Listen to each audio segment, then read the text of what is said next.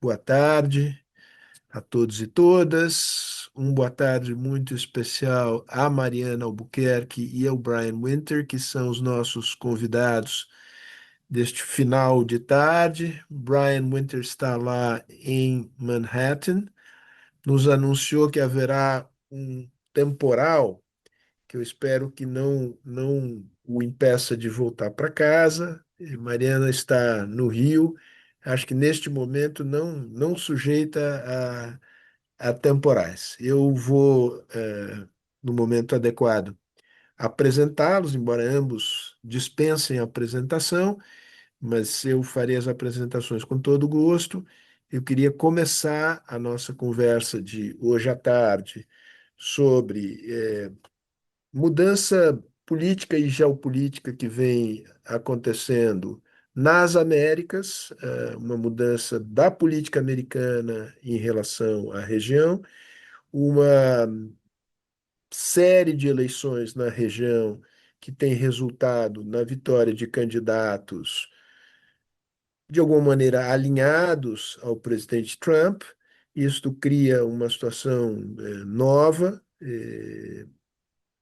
em toda a América, e a nossa pergunta é aqui, o Brasil diante disso, para respondê-la, evidentemente que nós não podemos nos ater apenas às Américas, essa é uma questão que se coloca no plano global, e este é o pano de fundo da nossa conversa com o Brian e com a Mariana. Mas antes de apresentá-los, eu queria fazer um agradecimento aos patrocinadores da Fundação Fernando Henrique Cardoso.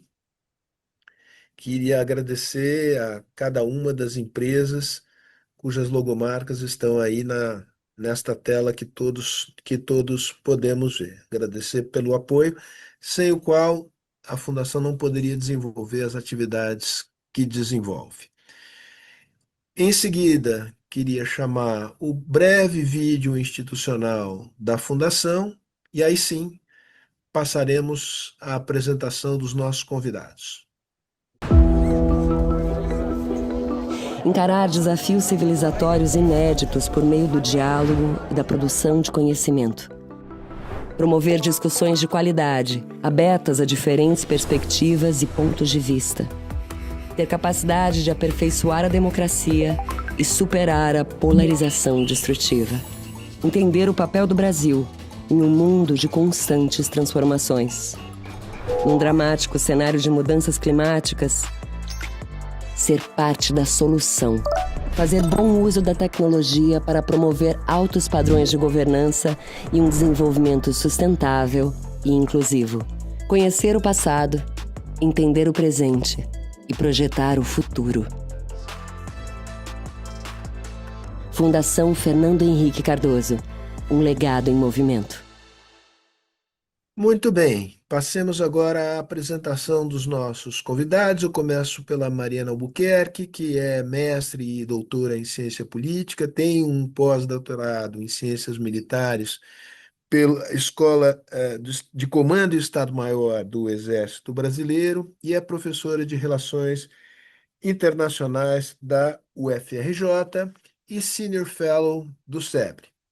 Com ela também aqui essa tarde, o Brian Winter, que é o editor-chefe da importante revista America's Quarterly, vive nos Estados Unidos, mas morou muitos anos no Brasil. Isto explica o excelente português que o Brian Winter fala, e a modéstia dele o impede de reconhecer, por isso que ele faz esse gesto do mais ou menos, mas eu me considero um bom falante do português, posso te passar um atestado assinado e reconhecido em cartório que o seu português é excelente, Brian. Assim como excelente é o trabalho de jornalista do Brian, que acompanha há 25 anos política e negócios, economia na América Latina. É sem favor nenhum, um dos americanos que melhor conhece a região em geral, o Brasil em particular. Foi considerado pela revista Foreign Policy um dos melhores analistas americanos sobre a América Latina, é autor de vários livros, entre eles em coautoria com o presidente Fernando Henrique Cardoso, o livro O Improvável Presidente, editado pela Civilização Brasileira. Muito bem, eu queria agradecer a ambos. O nosso tema aqui é um tema oportuno, né? Nós não combinamos com o presidente Milei que ele viesse às vésperas do nosso evento para prestigiar o lançamento da candidatura de Flávio Bolsonaro, né? Mas esse evento, algo bizarro, ele é mais uma prova de que a política externa invadiu a política doméstica dos países em geral, do Brasil em particular.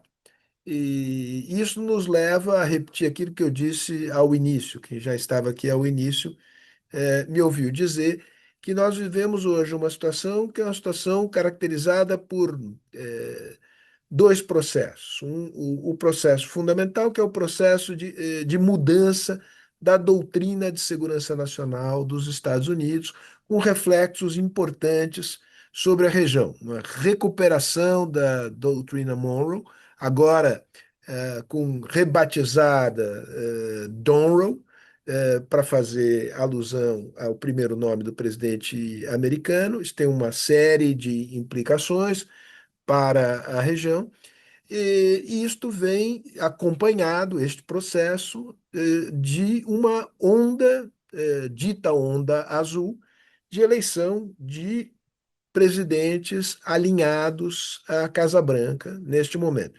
Isso nos leva a uma questão em que qual é o grau de influência do Trump na região, se essas eleições sucessivas de candidatos alinhados com a Casa Branca reflete, digamos, uma espécie de onda anti-incumbente, ou se é algo mais do que isso, né? E como isso se coloca no panorama mais geral da geopolítica global. E, por fim, esse é o centro da nossa conversa, uma discussão para o que o Brasil, como isto afeta o Brasil e como é que o Brasil pode reagir diante desse novo quadro regional e desse novo quadro global marcado por uma rivalidade crescente entre os Estados Unidos e a China. Nós combinamos aqui que nós faríamos o seguinte roteiro: intervenções iniciais, 10 minutos cada um, e depois vamos transformar isso aqui numa conversa e perguntas do público serão selecionadas, são muito bem-vindas, podem ser feitas através do chat aqui de quem está no Zoom. Quem nos assiste pelo YouTube terá outra forma de encaminhar, creio que é possível mandar pelo WhatsApp. Isto me chega selecionado aqui com a ajuda da produção que apoia a realização deste evento. Sem maiores delongas, já falei, já me estendi. Mariana, eu queria te pedir que fizesse a intervenção inicial e depois, Brian. Por favor, a palavra é sua. Sérgio, muito obrigada. Agradeço em seu nome à Fundação pelo convite, pela oportunidade. Um prazer também dividir esse espaço com o Brian para falar sobre um tema altamente oportuno, né? Acabou que o timing nos favoreceu para que essa conversa fosse quase de conjuntura. E pensando em como eu poderia trazer uma perspectiva para contribuir para esse debate, eu optei em organizar a minha fala em torno do que eu chamei de 4 argumentos principais para a gente interpretar todas essas mudanças e desafios do qual estamos falando. Esses argumentos eles vão um pouco na linha de tirar o zoom da América do Sul e olhar para uma transformação sistêmica mais ampla, e no final fazer um zoom no Brasil, para a gente entender quais que são as implicações desse cenário para o Brasil e para a política externa brasileira. Então, começando, o primeiro argumento que eu quero trazer, o primeiro dos 4, é o que eu chamei desse deslocamento de perspectiva. O que isso significa? Quando a gente pergunta como o Brasil deve reagir ao alinhamento de alguns países da região com o Donald Trump, a gente corre o risco de reduzir uma transformação que é estrutural da política internacional a uma questão conjuntural, regional ou eleitoral. O que me parece estar acontecendo é algo um pouco mais profundo, né? Eu acho que a pergunta inicial, ao meu ver, deve ser o que realmente mudou na América do Sul. Foi apenas a orientação ideológica de alguns governos da região, ou a gente está diante de uma transformação estrutural mais profunda da ordem internacional? Eu digo isso porque a América do Sul, ela aparentemente voltou a adquirir uma importância estratégica para as grandes potências, mas, ao meu ver, não porque a região mudou radicalmente, mas porque o sistema internacional mudou junto. A rivalidade entre a China e os Estados Unidos, ela deixou de ser predominantemente comercial e passou a reorganizar praticamente todas as dimensões da competição estratégica. E aí a gente fala de infraestrutura, tecnologia, minerais críticos, energia, inteligência artificial, segurança alimentar, cadeias produtivas. E nesse contexto, a América do Sul deixa de ser uma região relativamente estável e às vezes até periférica em algumas leituras e passa novamente a ser um espaço de competição estratégica.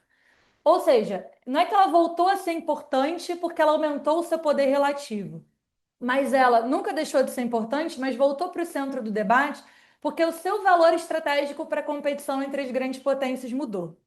E aí, nesse sentido, Trump ele não é propriamente a causa desse movimento, ele é um acelerador de uma tendência mais ampla que ilustra essa tensão, né? Em um lado de fragmentação geopolítica e em outro lado de interdependência econômica. E isso gera uma situação curiosa, né? Porque os países se afastam, por exemplo, politicamente da China e ideologicamente da China, mas permanecem profundamente vinculados, né, à potência asiática no âmbito econômico. E é exatamente aí nessa tensão que eu acho que a gente tem que ter uma chave de leitura para compreender por que um eventual alinhamento político dos governos latino-americanos com Washington não significa necessariamente um reposicionamento estratégico completo da região. Isso me leva para o segundo argumento, o segundo de quatro. E esse segundo argumento é exatamente esse gancho de que o alinhamento político ele não é um alinhamento estratégico necessariamente. Uma vez reconhecido que a gente vive num ambiente, né, de competição entre grandes potências, vem uma segunda pergunta aqui na minha cabeça, né? Afinal, o que significa dizer que determinados países da América do Sul estão alinhados aos Estados Unidos? Bom, a Argentina do Milei busca uma aproximação política praticamente inédita com os Estados Unidos, a gente tem visto aí, inclusive, nas falas recentes do presidente, mas continua dependente do mercado chinês para exportações, investimentos, financiamento. O Chile tenta preservar as suas históricas boas relações com Washington, mas a China ainda é o seu principal parceiro comercial. O Peru tem um dos maiores investimentos chineses em infraestrutura na região, no setor portuário, mas isso vai permanecer independente das recentes políticas eleitorais domésticas. O Paraguai reconhece Taiwan, mas segue dependente de outros mercados, inclusive do Mercosul e de outros caminhos regionais também. E isso acontece porque a economia internacional ela não acompanha automaticamente as mudanças de governo. A gente tem nas cadeias produtivas, nos investimentos, nos fluxos comerciais e na infraestrutura uma inércia que não se reorganiza em cada ciclo eleitoral. Isso tudo, né, é um pano de fundo para mostrar para a gente que não estamos mais num mundo estanque de blocos fechados. A gente vive num mundo de sobreposição de parcerias. Os países cooperam com diferentes parceiros nas diferentes áreas de acordo com seus interesses. Em segurança, o parceiro principal é um ator, em comércio é outro, em tecnologia é outro, em financiamento é outro. Então, a pergunta não é tanto quem está alinhado com quem, mas quem que tem margem para escolher os seus alinhamentos em cada um desses nichos, né? Num contexto em que diferentes polos de poder disputam parceiros, mercados, cadeias produtivas e até a legitimidade de produção normativa, os países capazes de dialogar com os múltiplos atores tendem a ter a sua capacidade de negociação ampliada. E é aí que eu trago o meu terceiro argumento, que é a vantagem comparativa do Brasil nesse cenário. Durante muito tempo, a autonomia foi vista quase como uma característica inerente, né, da política externa brasileira. Mas a gente agora precisa entender essa autonomia a partir de uma nova função, né? Essa autonomia ela funciona para o Brasil, nesse caso, como um ativo estratégico nesse sistema internacional fragmentado. Se esse meu diagnóstico, né, estiver correto, o Brasil, a principal questão para o Brasil não é acompanhar o movimento político dos seus vizinhos, né? É entender qual que é a nossa vantagem comparativa nesse ambiente internacional em que as diferentes potências disputam influência simultaneamente. E aí a gente tem um ativo raro, né? inclusive em uma vantagem comparativa em relação aos nossos vizinhos, que é chegar nesse cenário com um patrimônio diplomático construído ao longo de décadas. E aqui eu não estou falando apenas do Itamaraty, eu estou falando de uma capacidade institucional de participar de diferentes espaços ao mesmo tempo, de transitar dentro de múltiplos, né, variáveis institucionais. Poucos países, inclusive levando em consideração os nossos vizinhos aqui da América do Sul, conseguem participar com protagonismo simultaneamente de tantos espaços distintos de governança internacional como o Brasil. A gente está falando aqui de um país, né, que está no BRICS, no G20, no Mercosul, na ONU, participa com liderança das COPs do clima e das COPs da biodiversidade, lidera coalizões do Sul Global, tem diálogo estratégico com a União Europeia, com os Estados Unidos também, uma relação estratégica, uma parceria estratégica com a China, uma aproximação crescente com a Índia e a lista, né, segue infinito. E essa diversidade, ela tem que ser cada vez mais vista não como uma contradição, mas como uma fonte de poder diplomático para o Brasil, né? E é aí que a gente vai brilhar, a meu ver. A gente não precisa mais escolher um lado, a gente precisa só continuar provando a nossa relevância para diferentes lados, preservando a nossa capacidade de decidir segundo os nossos próprios interesses. Então, assim, para sintetizar esse terceiro argumento, essa fragmentação da ordem internacional e essa ideia de alinhamentos, ela aumenta o valor estratégico da autonomia brasileira e da nossa autonomia em relação à nossa região. E aí isso me traz para o meu quarto e último argumento, para encerrar por aqui e não estender muito a minha fala, né, nesse momento. O meu quarto argumento é o que eu chamo do verdadeiro desafio brasileiro, dentro desse cenário, frente, né, a uma possibilidade de um alinhamento dos países da região com Donald Trump. Se o Brasil possui essa capacidade de articulação com múltiplos atores, essa tradição diplomática, que é uma vantagem comparativa em relação aos nossos vizinhos, o que pode fazer a gente perder relevância? Ou o que pode fazer com que esse contexto internacional nos prejudique, né? Paradoxalmente, eu comecei no sistêmico, mas eu acho que para o Brasil esse desafio não vem tanto do sistema, mas vem da forma como nós vamos reagir a essas mudanças, né? E em momentos de elevada polarização internacional, e a gente já viu isso em outros momentos históricos, existe sempre essa tentação de reduzir a política externa a essa lógica de alinhamentos, né? Como se fosse necessário escolher entre Washington e Pequim, Norte, Sul, Ocidente, BRICS, mas a diplomacia brasileira reforça isso e eu chancelo essa ideia de que essa é uma falsa escolha, né? O Brasil nunca construiu a sua influência internacional sendo um país de alinhamento automático. A nossa tradição histórica foi outra. Historicamente, os momentos de maior projeção internacional do Brasil coincidiram com os períodos em que o país conseguiu ampliar as suas opções de política externa e não reduzi-las.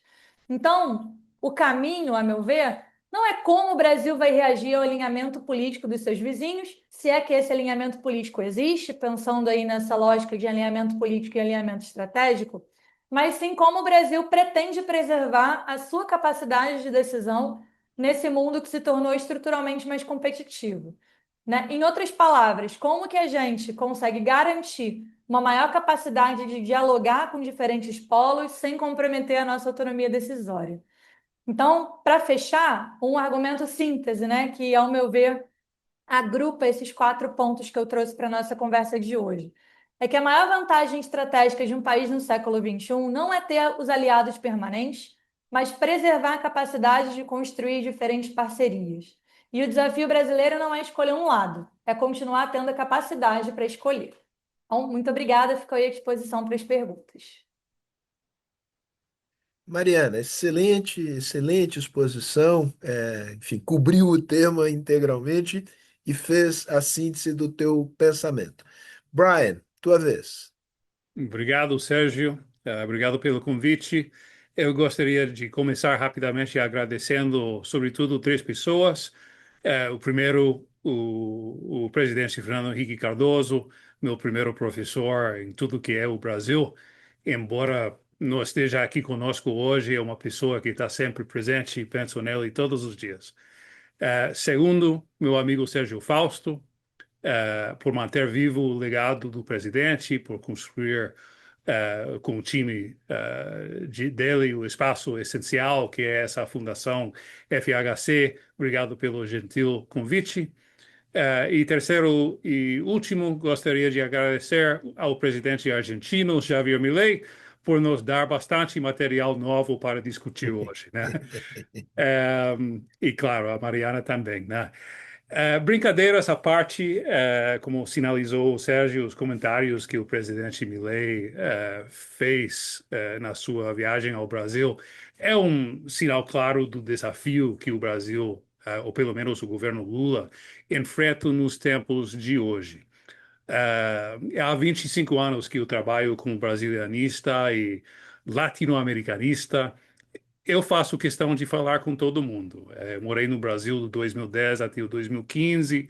Eu tenho amigos e contatos lulistas, petistas, né, e bolsonaristas. Eu morei na Argentina do 2000 até o 2004. Tenho amigos peronistas e amigos libertários, né? Estive esse ano no Brasil, no Peru, no Chile e na Colômbia.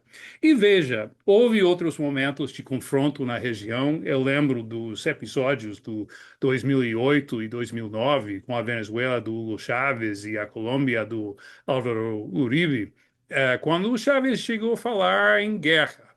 Graças a Deus não aconteceu.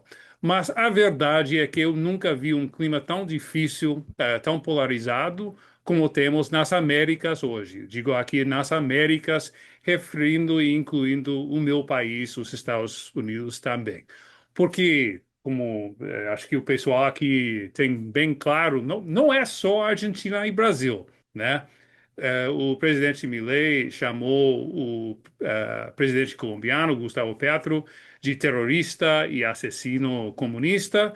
Petro respondeu comparando Milei a Hitler. Houve expulsão de diplomatas. México e Equador não têm relações diplomáticas após a invasão da embaixada mexicana em Quito por forças equatorianas. Houve, nos últimos tempos, uma guerra tarifária entre Equador e Colômbia. Nada que chegou a ser um confronto aberto militar. A América do Sul é uma região livre de guerras, graças a Deus. Mas que levou a um esfriamento de relações bilaterais e multilaterais como consequência. E esses episódios têm custo. Não é só o constrangimento, a falta de comércio bilateral, de investimento em infraestrutura que possa criar mais ligações entre os países da nossa região. Lembrando que a América do Sul, a América Latina, é uma das regiões do mundo onde tem menos comércio dentro da região, né? Também tem como consequência, como resultado, a falta de coordenação sobre segurança, crime organizado, no momento quando esse tema aparece em primeiro lugar nas pesquisas como preocupações em vários países, do México até Colômbia, Chile, Brasil. É ruim, né? Então, eu acho que parte da ideia desse evento aqui hoje é que podemos explorar um pouco por que é que está acontecendo e, segundo, se tem alguma solução. Sérgio, eu acho que esse sonho de ter todos da mesma cor ideológica e poder fazer mais coisas a nível regional não é uma novidade, né? Tem pessoas que acham que a polarização é culpa da chamada extrema-direita ou nova-direita. Não é o caso. Esse também foi o sonho do Foro de São Paulo, entre outros grupos. Mas o que é uma novidade hoje é essa regra de respeitar o outro, de quem pensa diferente, que vimos nos anos após a redemocratização da América Latina, de não intervir abertamente nas eleições e nos processos de outros países, dos vizinhos, vem sendo esquecido ao longo dos últimos 10 anos. Eu acho que aqui também o papel dos Estados Unidos e do governo Trump fez uma contribuição essencial a esse clima, né? Temos expressões de apoio cada vez mais explícitos. Ao mesmo tempo, como falou tanto a Mariana quanto o Sérgio, estamos vendo uma onda clara à direita na América Latina, onde candidatos da direita ou da centro-direita ganharam 12 das últimas 15 eleições para presidente na região. Não é pouca coisa. E, bom, eu tenho viajado a essas capitais, onde, em vários casos, foram candidatos da direita que ganharam, e eu posso afirmar que nesses grupos a grande esperança para eles é o Brasil, né? O maior país da região, o mais importante, e é o último país também nesse ciclo eleitoral que estamos vendo no 25 e no 26. E em Bogotá, dentro da equipe do Abelardo de la Espriella, ou em Peru, ou em Santiago de Chile, a grande esperança na nova direita é que o Brasil se una às fileiras desse índole ideológico. Tem variações, claro. Eu quero deixar uma coisa clara aqui, que uma coisa é o governo do Javier Milei, e a mesma figura do presidente. Obviamente, você vê um tom um pouco diferente em lugares como Santiago, do Chile, né? Reconhecendo que houve encontros não só construtivos, sino cálidos entre o presidente Cast e o presidente Lula nos últimos tempos. De fato, parece que todas as fotos que saem dos encontros bilaterais, os dois estão sorridentes, que é um sinal que vem sendo percebido não só no Brasil e no Chile, sino em outras capitais da região. Eu entendo que o presidente Lula também construiu uma relação positiva com o presidente do Equador, com o Daniel Noboa. Veremos se Abelardo de la Espriella é mais Cast ou é mais Milei no seu comportamento, no seu trato. Eu hoje apostaria no segundo grupo, num tratamento mais ideológico, talvez mais hostil, mas veremos. E queria reconhecer também que tem questões de fundo aqui também, não é só uma questão de atitudes. Temos modelos diferentes sobre o que fazer com o problema do crime organizado, questões religiosas, as chamadas guerras culturais. Ter esse debate é bom. Eu gostei de um comentário que o presidente Lula fez na campanha do 22, quando ele falou uma coisa assim como: você sabe onde não tem polarização? Na China. Ele falou isso naquele momento, mas, de novo, eu acho que seria, minha opinião, claramente, é que seria melhor esse clima de confronto aberto e de interferência nos processos eleitorais. E como para concluir, Sérgio, pensando em soluções,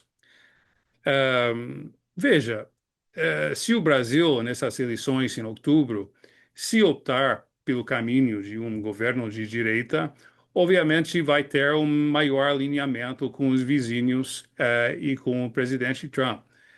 Isso pode produzir oportunidades concretas. Para dar só um exemplo, houve ou há nesse momento conversas entre o governo Milei e o governo do José Antônio Kast sobre um novo corredor de transporte que facilitaria a exportação de produtos argentinos, especialmente minerais, cobre especialmente, para uma saída no Oceano Pacífico e depois para a Ásia. É só um exemplo do tipo de conversa que chega a acontecer quando tem um maior alinhamento entre governos. Não deve ser um requisito, mas na prática é. E isso está bastante claro. Se o Lula for reeleito, a pergunta eu ouvi essa pergunta em conversas em Brasília, quando estive lá em junho: como evitar um maior desgaste com governos vizinhos que pensam diferentes e como criar, talvez, melhores mecanismos de consultas e integração regional?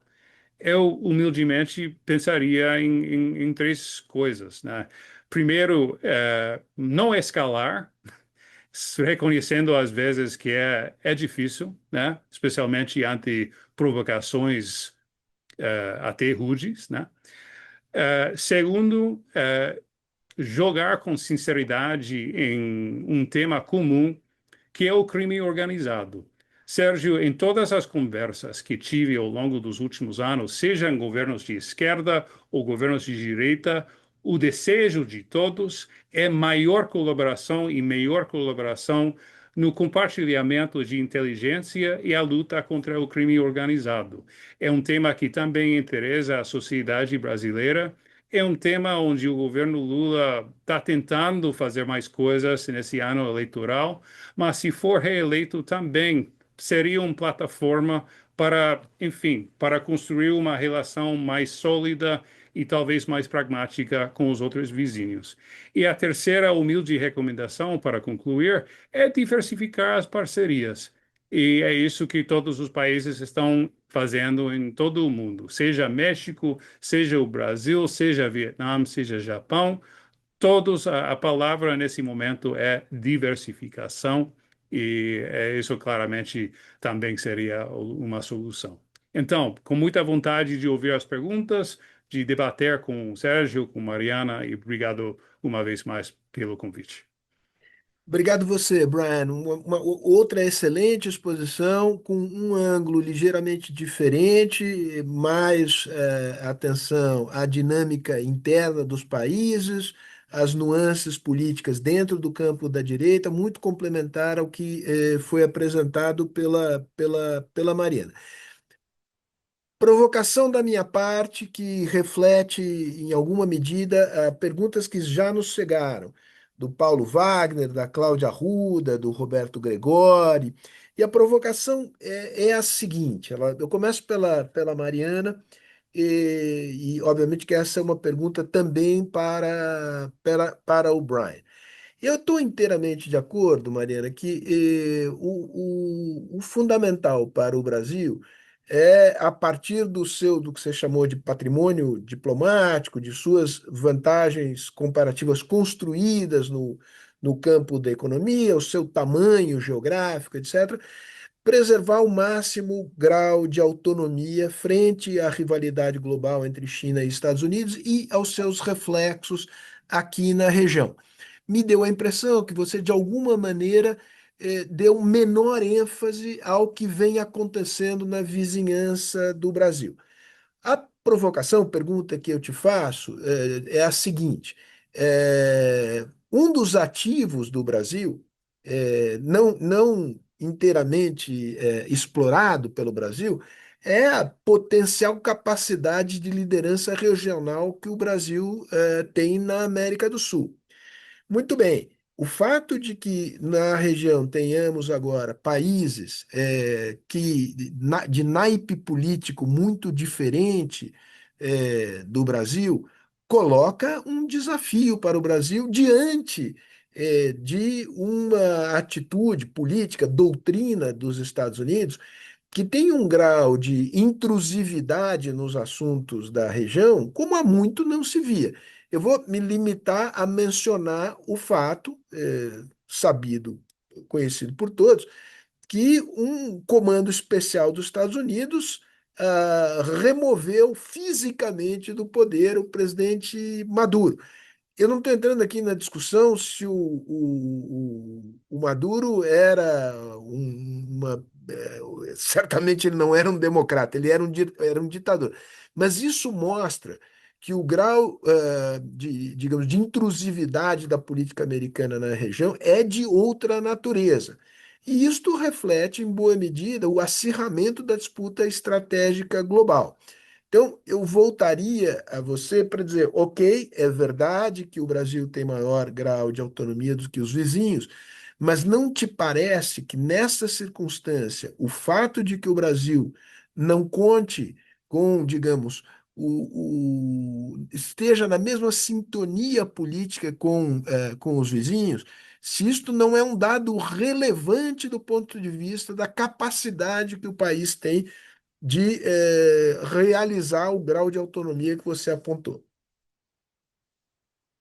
Sérgio, obrigada pela pergunta e eu me coloco totalmente de acordo, né? O seu diagnóstico e a sua percepção. E eu acho também que isso é um pouco resultado de um processo aí de uns passos atrás, né? O Brasil, muito recentemente, começou a olhar para a América do Sul enquanto um ente estratégico para o país. Se a gente olha até na história da nossa política externa brasileira, até os anos 80, quando a gente queria falar de uma região sem os Estados Unidos, a gente falava em América Latina. E aí depois, nos anos 80, 90, quando começaram as conversas sobre ALCA, primeiro sobre a LAD, a LAUC, depois sobre NAFTA, sobre ALCA, que o Brasil entendeu que o nosso espaço estratégico em que a gente conseguiria ter uma margem de atuação um pouco mais, aí sim voltando com o termo da autonomia para a conversa, era na América do Sul, porque na América Latina a gente já tinha um espaço requalificado, né, pela presença do México no NAFTA, por exemplo, e de outros espaços negociadores. Então, essa ideia de entender a integração da América Latina como uma prioridade da política externa brasileira é relativamente recente na nossa política externa. E a gente teve, né, algumas tentativas de avançar com isso, e aí pensando a nível regional completo, não iniciativas sub-regionais que já precediam, né, como o Mercosul, União Andina, a Comunidade Andina, Pacto Andino, depois Comunidade Andina e outras iniciativas. Mas a gente teve, né, uma convergência ali na chamada Onda Rosa dos países de centro-esquerda e esquerda no início dos anos 2000, aí a gente teve alguns avanços importantes, Unasul, e outras iniciativas. Por que que eu fiz essa digressão? Porque, ao meu ver, quando o Lula foi eleito para esse mandato, ele colocou a América do Sul como prioridade novamente, algo que não tinha sido uma prioridade nos governos anteriores, e aí eu até coloco a Dilma nesse barco também. Só que ele pegou um cenário em que a realidade da política se impôs e ele não teve nem a mesma margem de manobra, nem a mesma legitimidade para liderar que ele tinha tido nos dois primeiros mandatos nesse novo contexto, nesse novo mundo. Então, ele tentou abrir várias portas com a região no início, né, desse terceiro mandato. E aí a gente fala das tentativas de retomar a Unasul, da volta do Brasil para a CELAC, né, que é a América Latina, mas que tem um componente regional importante também. Mas a gente tentou outras iniciativas ali, por exemplo, retomando as cúpulas da OTCA, Organização do Tratado de Cooperação Amazônica. Então, vendo por quais portas a gente tinha um mínimo denominador comum com a América do Sul. E essa estratégia ela teve que ser de dividir para conquistar, porque os 12 países da América do Sul já não iam mais andar juntos, a gente já não estava mais naquele momento, mas em alguns nichos a gente teve alguns avanços, né? A gente teve a Cúpula da Amazônia, a Declaração de Belém, que foi um movimento, né, de congregar países amazônicos, apesar de muitas discordâncias entre Brasil e Colômbia ali naquele debate. A gente teve avanços importantes a nível de Mercosul, vamos falar aí do acordo com a União Europeia, mas também do acordo com o EFTA, acordo com Singapura, outros acordos ou de livre comércio ou de facilitação de comércio que avançaram.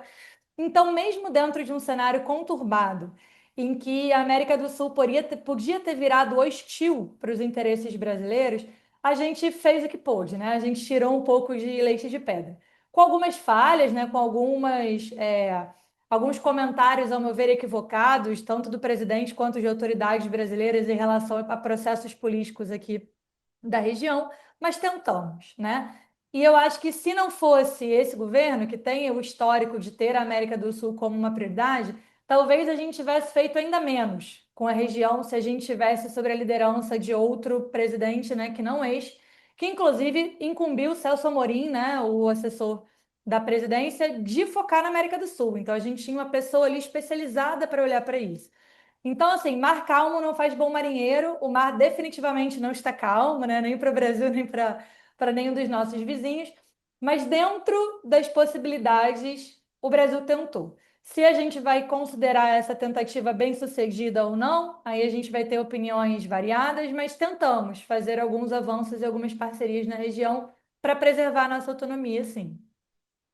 Mariana, deixa eu pegar esse fio e voltar ao Brian e aproveitar uma provocação boa que o Roberto Gregori nos fez, aqui me fez, colocando em dúvida, em xeque, em questão, esta ideia de que o Brasil tem uma liderança na América do Sul. Tem potencialmente, Gregório, e a exerce de maneira variável ao longo do tempo. Concordo com você, Mariana, que, digamos, houve um processo de contenção de dano, tá certo? Mas, e isso eu queria chegar a partir dessa afirmação ao Brian dizendo esse processo de contenção de dano, digamos, para não que não houvesse um maior dilaceramento dos laços de aproximação, de vínculos entre os países da região, certamente não houve aprofundamento. E num tema-chave, que é o tema da segurança, que é o tema do crime organizado, que é transfronteiriço, que passa por relações logísticas, econômicas com países vizinhos, etc., muito pouco se fez. E esse passou a ser um tema central do governo americano, percebido como uma ameaça à segurança interna dos Estados Unidos. Como é que você vê este desafio em particular, Brian? Quer dizer, até onde os Estados Unidos estão dispostos a chegar, né? Usando este instrumento? Vamos lembrar que recentemente os Estados Unidos classificaram organizações criminais brasileiras como grupos terroristas, o que, entre outras coisas, permite que haja operações de forças especiais em território brasileiro.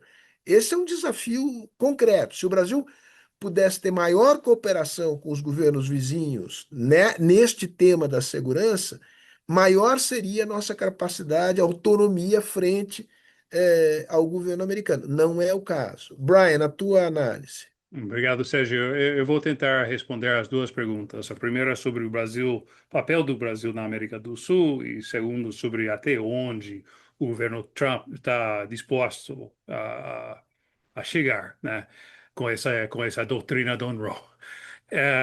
Primeira, veja, tenho certeza total que o Brasil é respeitado no resto da América do Sul. Agora, se tem liderança nesse momento, eu não sei. E eu baso isso nas conversas que tive ao longo dos últimos anos. Tem um episódio em particular que me deixou surpreso, com a boca aberta no momento, e que vai além desse tema ideológico e do governo Lula, talvez não estar sincronizado com os outros governos nesse momento. Foi uma conversa no início do 2023, quando o Lula tinha saído vitorioso da eleição. Eu estive no Chile e um assessor do governo do Gabriel Boric falou com um tom sarcástico: Ah, que bom, agora vem o Lula para dar lições novamente no resto da América do Sul. Eu fiquei meio assim. Estava claro que ele preferia, que esse governo Boric preferia uma vitória do governo Lula, não tem dúvida sobre isso, mas refletiu um pouco essa brecha que existe às vezes entre o Brasil e outros países da América do Sul, inclusive quando tem uma agenda ideológica comum. Acho que se explica em parte porque o Lula, especialmente nos primeiros tempos do mandato, teve uma agenda mais global do que regional, né? Houve muita especulação sobre o interesse, o possível interesse do presidente Lula num prêmio Nobel. Ele quis entrar como moderador na guerra da Ucrânia, na guerra no Meio Oriente. E eu acho que isso, não, com certeza, isso foi percebido no resto da região como um sinal de pelo menos ter o foco difuso e de não estar pensando só, ou nem principalmente, na América Latina. A isso você pode somar essas questões que são mais históricas, que o Brasil, apesar de ter fronteiras com todos os países da América do Sul, menos Equador e Chile. Essas fronteiras não são coesas, não são lugares poblados, isso leva a dificuldades. Mas esse protagonismo, essa liderança brasileira está sendo mais questionada hoje do que nunca nos últimos tempos por essa falta de sincronização ideológica. Agora, o segundo tema, que é a doutrina Monroe, e vamos fazer que o americano fale um pouco mais sobre esse tema. O presidente Trump, o interesse dele na América Latina é baseado não numa doutrina em si, sino na percepção de que a América Latina é fundamental para a política doméstica dele, né? Que é a redução do fluxo de imigrantes irregulares, né? E também a redução no fluxo de drogas. Essas são as duas questões, sobretudo, que explicam. Tem outros fatores, como ter uma oferta sólida de recursos naturais, como o petróleo, como as minerais críticas, que nós vimos as consequências disso na captura do Nicolás Maduro, e também tem entrado o tema das terras raras e os minerais críticos na relação bilateral com o Brasil, o que explica um pouco essas variações ao longo dos últimos 12, 13 meses, desde o primeiro tarifaço. É uma dinâmica complexa, às vezes tem questões estratégicas, às vezes é pura improvisação por parte do presidente Trump. Eu acho que no Brasil isso é de conhecimento público. Ele é uma pessoa que tem um certo orgulho da sua imprevisibilidade, faz parte da sua identidade, e ele acha que isso é um ponto forte do seu governo. Mas para concluir, Sérgio, está claro que todas as regras dos últimos 30 anos que foram parte da minha formação, né? Um profissional, eu tenho 48 anos, e Estados Unidos, até recentemente, parecia que as políticas e as decisões do século XIX e século XX, ou seja, invasões, intervenções diretas, era uma coisa do passado. Parecia que Estados Unidos já não fazia esse tipo de coisa na América Latina. Agora, está claro, o presidente Trump está abraçando abertamente a doutrina Monroe, está copiando técnicas que foram usadas pelo Teddy Roosevelt e seu Big Stick do começo do século XX. E tem um governo na Venezuela, nesse momento, que está funcionando como um protetorado, né? Como aconteceu com Nicarágua e outros países no começo do último século também. Tá claro que voltamos um pouco para o passado e com consequências ainda imprevisíveis nos 2 anos e pouco tempo que ficam nesse governo. Muito bom, Brian. Mariana, deixa eu voltar a você, tomando uma das afirmações que você fez ao início, nos teus 4 argumentos, que se eu consigo resumi-la bem, é mais ou menos a seguinte: alinhamentos políticos não redundam necessariamente em alinhamentos ou realinhamentos estratégicos. Deixa eu te provocar neste ponto, a partir de uma pergunta que nos faz o Paulo Wagner, né?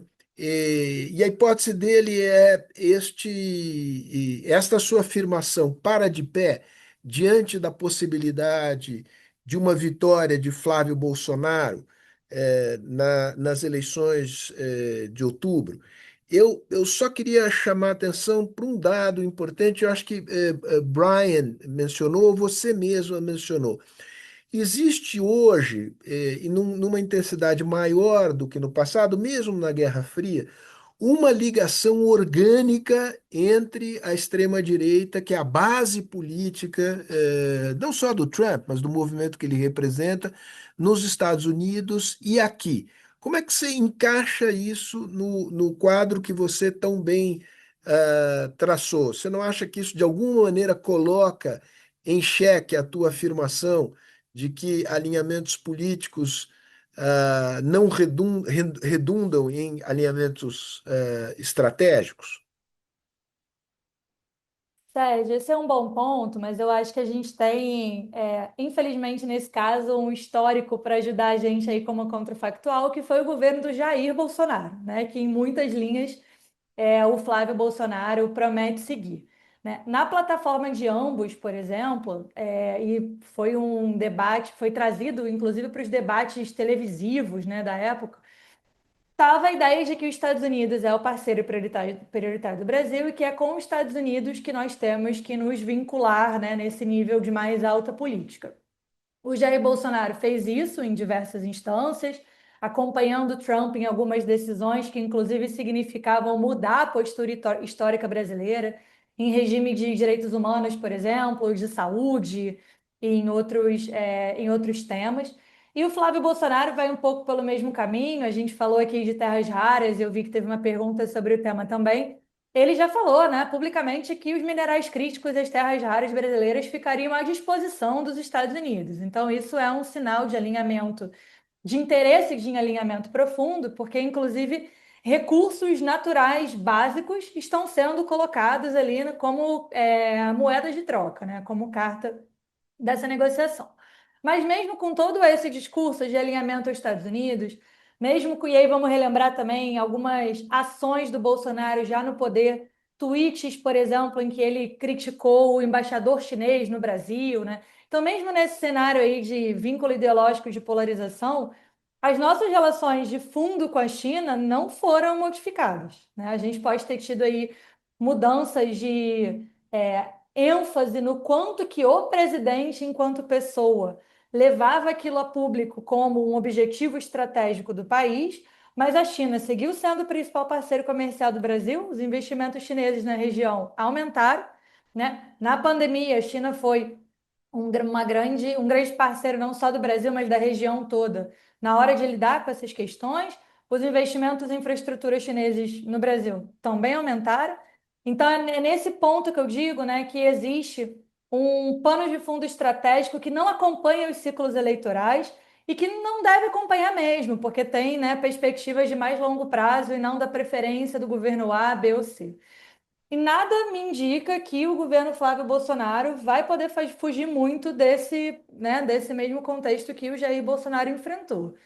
No plano das preferências, daquilo que está no âmbito da escolha do presidente, as escolhas dele seriam não só dos Estados Unidos, mas pró-Ocidente, né, nessa lógica de pensar o Trump aí como um grande guardião dos valores ocidentais, algo que o próprio Ernesto Araújo, na época do governo Jair Bolsonaro, trazia muito a público também, né? E dessa colocação da China num papel de inimigo ou de um rival dentro desse cenário. Mas a China não vai perder a importância brasileira. Aconteceu algo parecido, e aí, sem querer mudar muito de assunto, e já te devolvendo a palavra, Sérgio, quando o Bolsonaro sinalizou, por exemplo, o interesse da troca da embaixada em Israel, né, nas relações com a Palestina, e teve que voltar atrás por conta das pressões que o agronegócio brasileiro sofreu naquele período.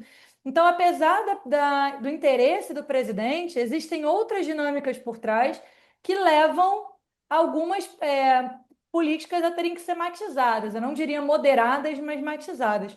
E eu acredito que o Flávio Bolsonaro vai encontrar um cenário semelhante caso seja ele o presidente eleito. Mariana, Brian, eu queria te deixar uma pergunta, mas eu queria insistir aqui com a Mariana para inverter o cenário, aqui pensar o outro cenário. A pergunta, já te antecipo, Brian, digamos, o risco de intervenção americana no processo eleitoral brasileiro e, eventualmente, que feições essa intervenção assumiria? Via Big Techs? Eu queria tua reflexão sobre isso. Lembrando que você acabou de nos dizer que tudo aquilo que valeu ao longo de 25, 30 anos da tua experiência na relação entre os dois países, das regiões, e entre os dois países, já não vale mais. Mas enquanto você pensa sobre isso, Mariana, eu queria te fazer a pergunta no cenário alternativo, que é a reeleição do presidente Lula. Os chineses não perdem tempo, né? E tem notado que existe essa tensão entre os Estados Unidos e o Brasil. E acho que não passou despercebido a ninguém que acompanha relações internacionais que o presidente Lula teve uma conversa de 2 horas com o presidente Xi Jinping. Também não passou despercebido o fato de que o Brasil aderiu a um acordo, enfim, informal ainda, que é, digamos, de compartilhamento de esforços, códigos, estruturas, etc., regras relativas à inteligência artificial. Você acha que existe o risco, num cenário de crescente hostilidade americana, de crescente sedução chinesa, de que num eventual quarto governo Lula, o Brasil acabe de alguma maneira, se não escolhendo um lado, eh, adotando políticas que indicam uma clara preferência numa certa direção? Sérgio, eu não olho por essa ótica. Eu acho que não só o governo Lula em si, mas enfim, a tradição diplomática brasileira, e eu retomo algo que eu falei na minha fala inicial, não é a do alinhamento absoluto. E, inclusive, eu dou aula de política externa brasileira. Nos momentos que a gente vai falar sobre o alinhamento absoluto do Brasil, e aí governo Dutra, governo Castelo Branco, a gente trata isso como ponto fora da curva, porque mesmo durante governos autoritários, governos mais alinhados à esquerda, o Brasil manteve bom relacionamento, inclusive com a União Soviética, né, com Cuba, com países que naquele momento não seriam considerados parceiros prioritários do Brasil. E o governo Lula, e aí vou trazer conceitos aqui na cabeça de professora pensando, né? O governo Lula, ele adota algo que vem lá do Sarney, de outros. O presidente Fernando Henrique Cardoso também fez isso brilhantemente, que é a lógica do encapsulamento de crises, né? É não deixar que crises ou desavenças pontuais contaminem o todo da relação. A gente tentou fazer isso quando foi o problema entre Jair Bolsonaro e China. Outras instâncias do governo, outros ministérios, inclusive legislativo, tentaram fazer esse encapsulamento de crises para que o problema ideológico com a China não afetasse outras cooperações importantes que a gente tinha com o país. E fizemos isso historicamente em momentos de divergência com os Estados Unidos também, né? Vamos lembrar aqui, por exemplo, na época do escândalo da espionagem com a Dilma. A gente teve uma questão seríssima com os Estados Unidos naquele momento também, culminando inclusive num cancelamento de visita de Estado e que foi contornado, né? Teve o seu peso, mas que foi contornado. E aí teve até uma pergunta que eu vou trazer para fechar aqui o meu raciocínio.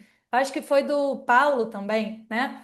Falando que o Trump 2 é diferente do Trump 1 e que o Flávio Bolsonaro já sinalizou que quer, inclusive, trazer os Estados Unidos para sua equipe de transição.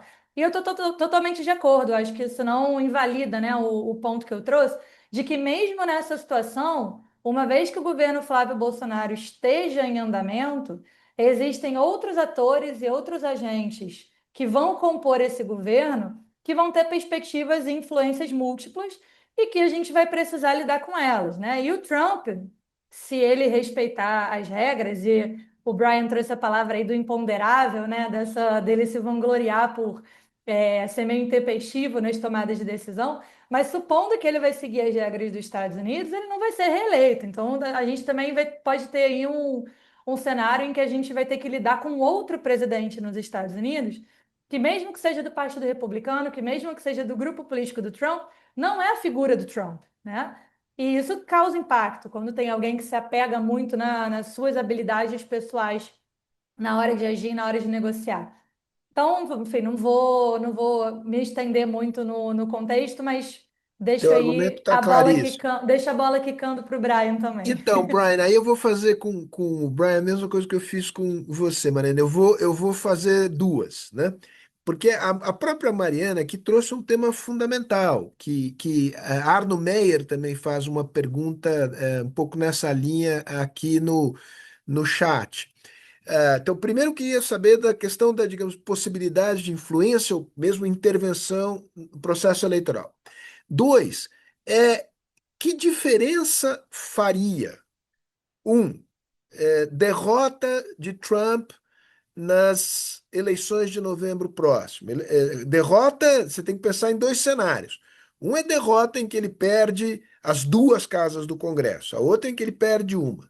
Mas olhando mais lá na frente, a pergunta que eu faria é o seguinte: mudará fundamentalmente a relação com a região, mesmo se o Partido Democrata voltar à Casa Branca a partir de 2030? Então, são duas perguntas que eu te faço. Tá bom, obrigado, Sérgio. Veja, voltando para a pergunta anterior, até onde pode ir a intervenção americana? Bom, eu duvido muito de uma intervenção militar, por exemplo, se isso está na cabeça de alguém.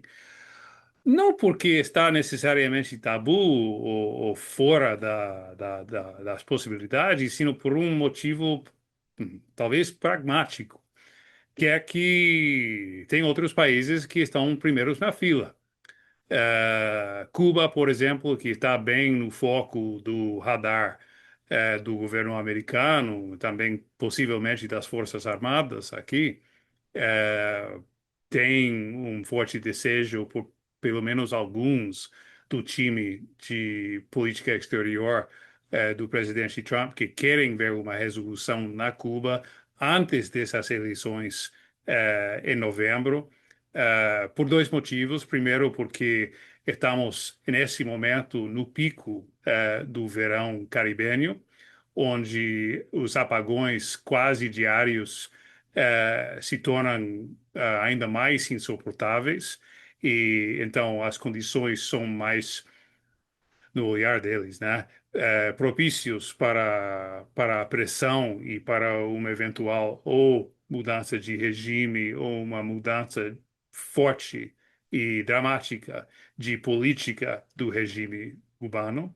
Então, para eles, o momento é agora, por fatores climáticos e também pela possível necessidade ou imperativo de criar um fato novo na política exterior antes das eleições legislativas em novembro, para compensar a falta de resultados, para usar uma frase diplomática, no Irã, né?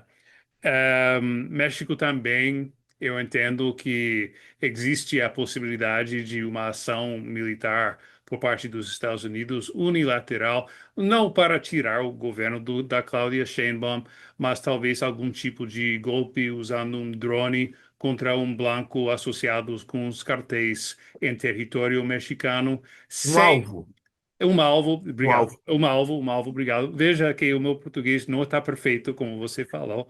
É, é, Perfeito ninguém é. pois é. Texano tem limites, né? E essa possibilidade eu entendo que também existe. Então, com essas prioridades aparecendo primeiro no listado do governo Trump, qualquer ação no Brasil seria impensável.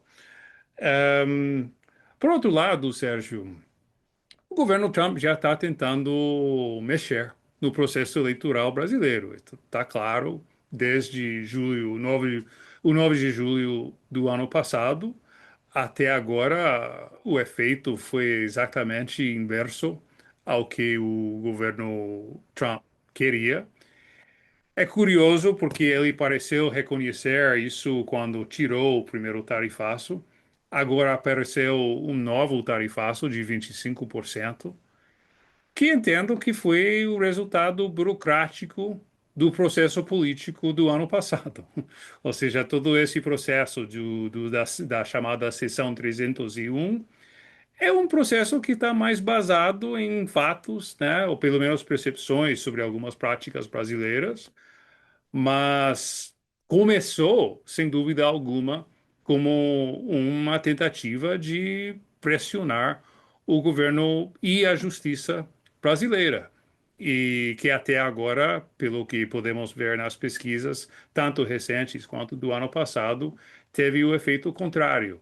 Pode vir mais coisas até quando é a eleição, o 4 de outubro, não é? Sim, Pode primeiro vir turno. mais coisas? Pode. Porque, como eu sempre digo, a falta de compreensão do Brasil em Washington realmente não tem limites. E podemos ver mais uma vez consequências dessa falta de entendimento. Você Agora, acha plausível a hipótese de não reconhecimento dos resultados aqui sob a alegação de fraude? eu vejo possível. Eu sei que tem pessoas no governo do presidente Trump que estão tentando, digamos, criar as condições para esse não reconhecimento. E teremos que ver o nível de pragmatismo do presidente Trump e qual grupo ele quer ouvir. E tem vários, né? Tem esse grupo mais ideológico no Departamento de Estado, que estão pensando precisamente nessa possibilidade de completar a onda conservadora com o maior prêmio de todos, que no olhar deles, que seria o Brasil. Tem um grupo que está pensando mais em temas como a regulamentação das mídias sociais e tentando castigar ou reduzir a influência do governo Lula por conta desse tema. E tem um grupo mais ligado ao comércio bilateral e à presença de empresas americanas no Brasil e a presença de empresas brasileiras nos Estados Unidos, que já, digamos, tiveram um protagonismo fundamental nesse confronto ao longo dos últimos 12, 13 meses, que também pode, digamos, ganhar o ouvido do presidente Trump. Essa última ala sendo mais pragmática, né? Muito mais pragmática, porque, enfim, porque são os negócios que falam mais alto para esse grupo. E estamos falando, a relação bilateral, a presença de empresas nos dois países não é uma coisa trivial. Estamos falando de, não tem um número aqui, mas são várias dúzias de bilhões de dólares por ano. E algumas empresas que financiaram a campanha e a posse do Trump, etc., etc., como é de conhecimento público. Sérgio, para responder rapidamente às consequências ou às possíveis consequências das próximas eleições, em novembro, é possível que o Partido Democrata ganhe pelo menos a Câmara do House of Representatives? É o mais provável. O Senado é mais difícil. Mas, meu entendimento, eu ouço, tanto em Brasília quanto em Bogotá e em Santiago, muitas pessoas sobreestimando os efeitos de uma vitória. Porque a tradição, Sérgio, nos Estados Unidos, é que quase todos os presidentes ficam como lame ducks nos últimos 2 anos do mandato.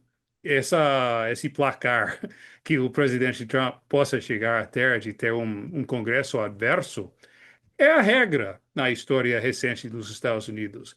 E qual é o foco, geralmente, dos presidentes americanos nos últimos 2 anos, quando perdem controle do Congresso? É a política exterior. Então, achar que o presidente Trump possa chegar a moderar o seu comportamento a países como o Brasil, ou outros países na América Latina, eu tenho dúvidas.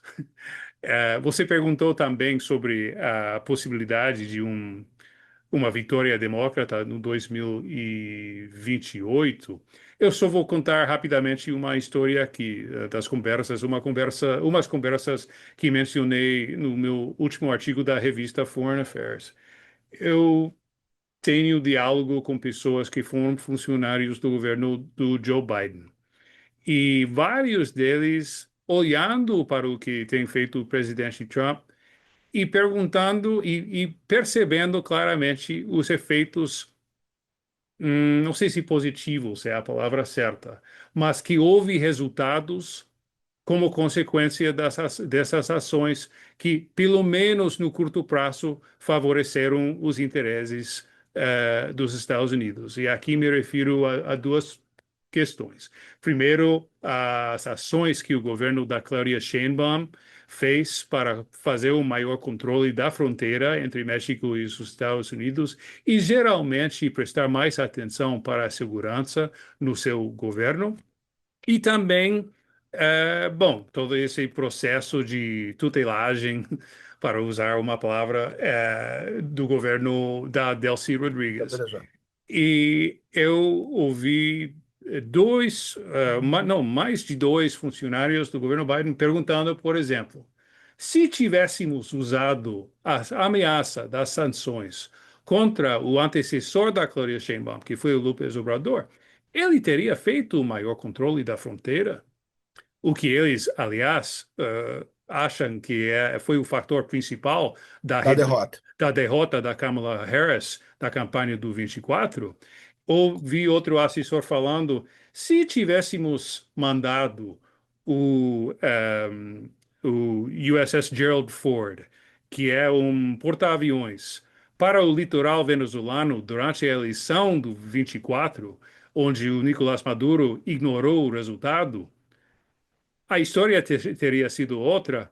Então, o sinal aqui é que talvez no próximo governo americano poderíamos ver funcionários dispostos a usar algumas das táticas, embora reconheço que haveria diferenças muito importantes entre as prioridades. Excelente, Brian.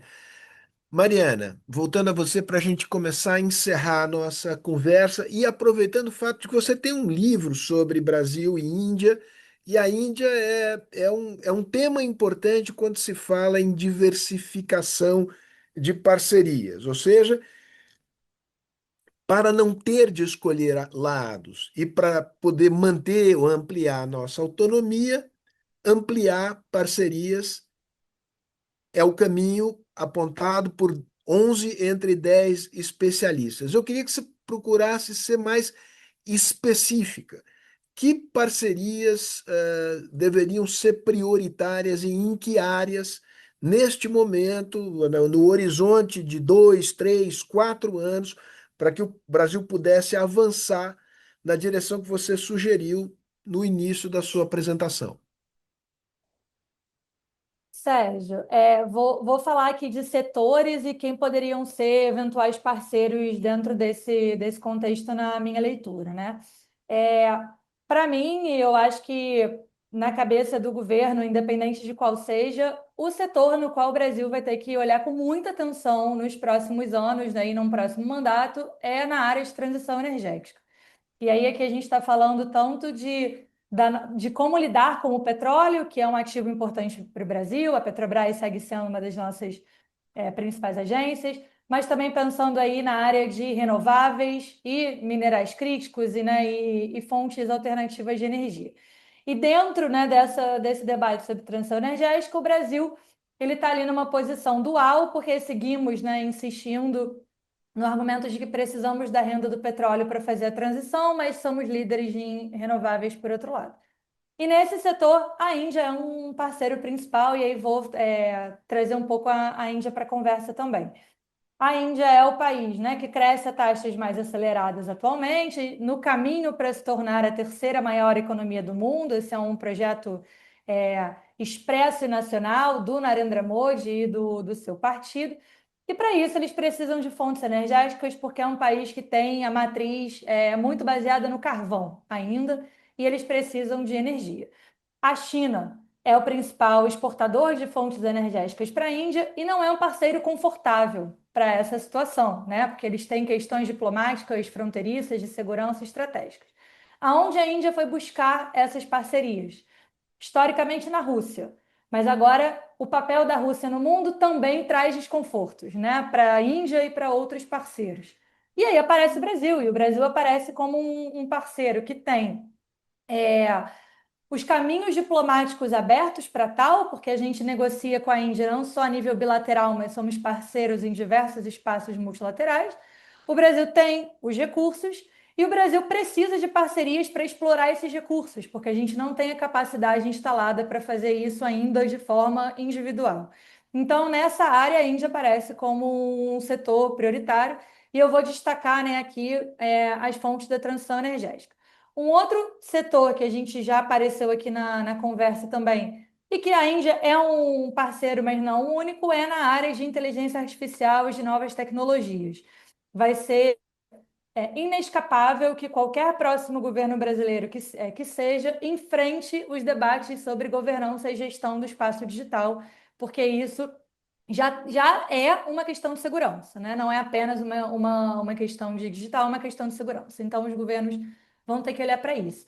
E nisso, o discurso da Índia se aproxima do discurso brasileiro, no sentido de defesa da soberania, é, na defesa da ideia de que não há e não deve haver uma liberdade de expressão irrestrita, porque há liberdade de expressão que ferem direitos constitucionais. Os Estados Unidos pensa nisso numa chave de leitura um pouco mais diferente, né, um pouco mais liberal do que Brasil e Índia pensam. Então, a gente tem também aí alguns parceiros e alguns setores para avançar nessa ideia. E o comércio, Sérgio? Eu acho que o comércio ele segue sendo inescapável e pensando, inclusive, em políticas de industrialização e aumentar o valor agregado das exportações brasileiras. E aí a União Europeia, o acordo do Mercosul com a União Europeia vai ser um diferencial importante aí para a gente nos próximos anos. E aqui eu não estou me limitando a governos, né? Não estou me limitando a um governo Lula, a um governo Flávio Bolsonaro, Caiado, quem quer que venha por aí, mas pensando em objetivos de mais longo prazo do Brasil e quais são os setores e parceiros que a gente deve seguir de olho. Muito bem, eu fico aqui entre encerrar e fazer mais uma última pergunta. É difícil fechar uma discussão tão ampla sobre essa, mas eu queria acrescentar mais um último tema, puxando um fio que a Mariana deixou sobre a mesa, que é o tema de regulação de mídias digitais e IA, né? Você falou de parceria com a Índia, parceria não apenas do ponto de vista, digamos, estritamente tecnológico, mas também de regulação. Em que medida você vê afinidades entre Brasil, Índia, e Europa, né? Lembrando que Índia hoje tem um governo que não preenche todas as credenciais de um governo democrático, né? E a pergunta para o Brian é uma pergunta sobre qual é o peso hoje em dia, o grau de alinhamento, de entrelaçamento do governo americano com as grandes empresas de tecnologia e com aquele conjunto de empresas que se organiza ao redor delas. Alguém mencionou aqui no chat a Palantir, né? A Palantir do Peter Thiel, né? Que hoje mora na Argentina, não nos esqueçamos disso, né? E cuja especialidade da sua empresa é basicamente, vou fazer uma brincadeira com o título conhecido do livro do Michel Foucault, Vigiar e Punir. No caso do Peter Steele, é vigiar e matar, né? Tem uma aplicação enorme na área de defesa, na área de segurança, na área de vigilância, né? Então, para Mariana, um pouco essa questão de alianças, questão regulatória, etc. E no caso da pergunta para o Brian, no mesmo campo de mídias sociais e inteligência artificial, a qual é o grau, digamos, de entrelaçamento entre a Casa Branca de hoje e a estratégia dessas empresas e como é que isso pode afetar países, potências médias como o Brasil, que quer, digamos, exercer algum controle sobre esses processos. Vamos primeiro com a Mariana, depois o Brian e aí a gente termina. Sérgio, de forma bem sucinta, o que a Índia defende, que se alinha um pouco com o que o Brasil defende também, é que a regulação tem que ser feita pelo governo de acordo com as diretrizes e com os interesses daquele país, e não uma regulação que venha a partir dos interesses das empresas e das companhias, né? Então, assim, a título de exemplo, né, o que o governo indiano propõe é que, por exemplo, hajam formas de regulação de conteúdo, inclusive, do que pode ou do que não pode ser postado nas redes sociais a partir de diretrizes que vêm do governo. Como você muito bem mencionou, isso pode e tem sido usado na Índia para fins de censura, de redução do espaço cívico, mas a ideia central é que não pode haver, a internet não é terra de ninguém, né? E que não pode haver um descontrole do uso dessas redes por agentes externos. Então, tem inclusive aí uma preocupação da Índia de capacitar e de garantir um mínimo de participação no mercado e no setor de empresas indianas para que haja tanto competição quanto coparticipação aí no processo de gestão. E parece algo parecido com o que o Brasil propõe, né? Que a internet, para funcionar no Brasil, precisa ter um escritório, as grandes companhias, né? Precisam ter um escritório ou aqui ou respondendo aqui, sujeitos a leis brasileiras, com um representante cadastrado nacionalmente para que essa pessoa possa ser citada se necessário, com o judiciário podendo sim controlar e derrubar conteúdos quando isso fere, por exemplo, o direito da infância, direito do adolescente, quando é conteúdo relacionado à misoginia e a outros crimes que não preciso mencionar o nome. Então, é uma lógica parecida na forma de encarar, né? De entender que essa governança ela não pode ser uma governança ditada pelas big techs, mas sim tendo um filtro do governo que vai adaptar isso às condições e às potencialidades nacionais. A União Europeia faz isso em alguma medida também, pensando mais numa visão comunitária do que nacional, independendo do aspecto. Então, esses três países eles convergem, inclusive em debates na ONU sobre regulação do espaço digital, e se afastam um pouco da postura que os Estados Unidos costuma ter, e que não é uma postura apenas, né, do Trump, mas uma postura que já vinha de governos anteriores, de ter uma lógica um pouco mais pró-mercado, né? Mas em termos da governança, é aí que o Brasil, a Índia, a União Europeia podem, né, encontrar um ponto de convergência. Muito bom. Brian, Sérgio, primeiro, muito obrigado mais uma vez pelo convite hoje. E Mariana, foi um verdadeiro privilégio compartilhar um espaço contigo também. Veja, para responder essa pergunta sobre os Big Techs, eu vou falar rapidamente de outra questão que eu sei que gerou muita atenção no Brasil, que foi a inclusão do PIX, no caso 301, contra o Brasil. Que, enfim, é um pouco complexo, porque eu entendo que foi incluído, entre outras coisas, como o desmatamento, que não é exatamente uma prioridade do governo Trump, mas como justificativa por uma tarifa, um caso que teve uma origem política. Tudo bem. Mas foi mantida a inclusão do PIX, apesar de que está claro para todos que tenham um mínimo de conhecimento do Brasil de que não vai mudar absolutamente nada. O mesmo candidato Flávio Bolsonaro reconheceu que o Pix é intocável. Então, por que manter esse reclamo? Eu acho que tem que ver com a importância que o Brasil tem, não só na América Latina, senão em tudo que é o sul global. E o objetivo talvez não seja mudar ou parar o PIX já em território brasileiro, senão criar obstáculos para a adoção de um sistema parecido em outros países, como o México, onde já está sendo debatido, outros países da América Latina, da África, Meio Oriente e além. Talvez esse seja o verdadeiro objetivo. E acho que tem um fenômeno parecido com as empresas de tecnologia em alguns casos. Eu quero deixar claro aqui que tem grandes divergências dentro do setor sobre o que fazer com temas que estão sendo tocados no Brasil. Mas todos reconhecem a importância que o Brasil tem como first adopter, como um país que vai tomar decisões que serão seguidas depois ou acompanhadas depois por outros países da região, da África, enfim. Então, isso ajuda a explicar um pouco também o foco, a ênfase que a Casa Branca fez nessa questão. Não é só o Brasil, mas é um sinal da importância do Brasil. Obrigado. quem agradece sou eu, Brian. Sempre um prazer te escutar, te ver aí. Agora nessa versão com essa cabeleira James Taylor. James Taylor foi a figura que me veio. Tome isso como um grande elogio. Mariana, obrigado pela excelente participação. Eu sei que você está se recuperando de um procedimento oftalmológico aí delicado e que você fez todo o possível para estar conosco aqui nessa tarde. Da nossa parte, posso te dizer que valeu muito a pena. E queria agradecer a todos que estiveram aqui conosco.